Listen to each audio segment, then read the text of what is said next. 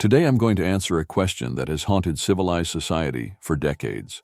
How do you learn to wake up at 5 a.m.? There are people who wake up naturally between 4:30 and 5 a.m. without an alarm and have been doing so for years.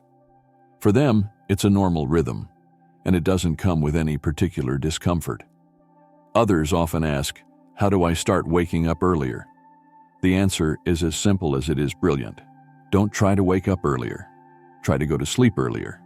That's it. Sleep enough, and waking up early stops being a punishment. Going to bed between 8 and 9 p.m. means waking up around 5 a.m. naturally, well-rested, clear-headed, and ready for the day. Usually, when this is said out loud, it's met with laughter or eye rolls. People might believe it in theory, but they have no idea how to apply this so-called wisdom to their real lives. And that's understandable. For the past several years, the internet has been obsessed with early rising. We've been told that successful people wake up at 4 a.m. and immediately meditate, run, and conquer the world. Millions of people have tried to follow this advice, and most of them have failed. If you've tried and failed to wake up at 5 a.m., then the problem isn't willpower.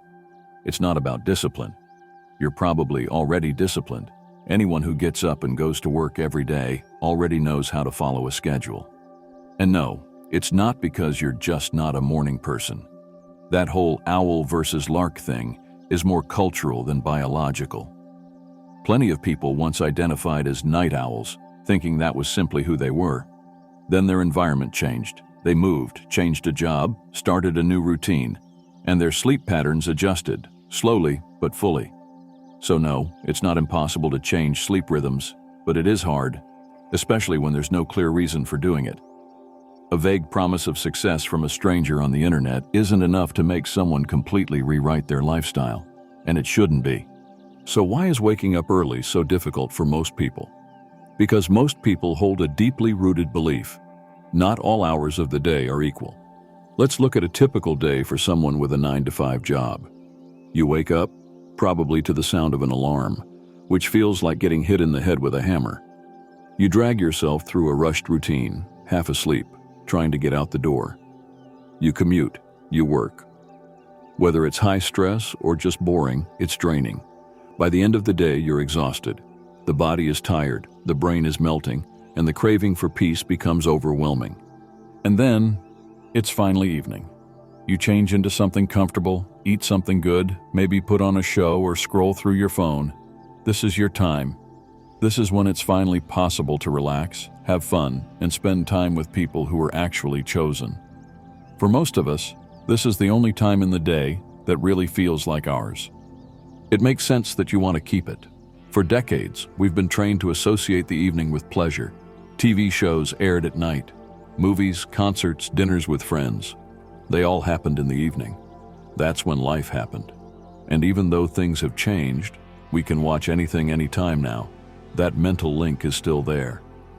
So when someone tells you to go to bed at 8 p.m., it feels like they're asking you to give up the best hours of your day. Early morning, on the other hand, is associated with stress.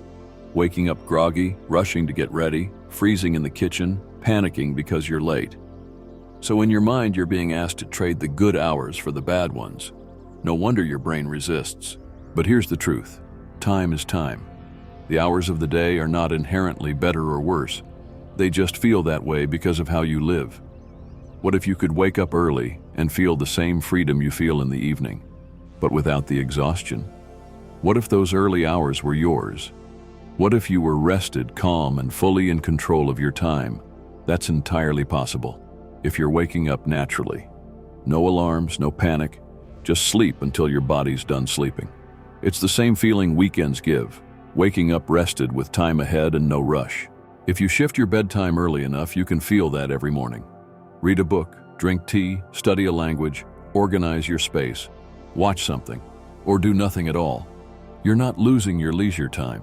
You're moving it to a part of the day where you're well-rested and clear-minded.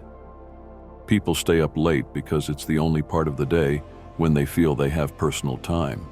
But if you've already used up all your energy at work, you're not really enjoying those hours. You're surviving them. Instead, try this. Come home, eat, relax a little, and then go to bed. Let yourself rest.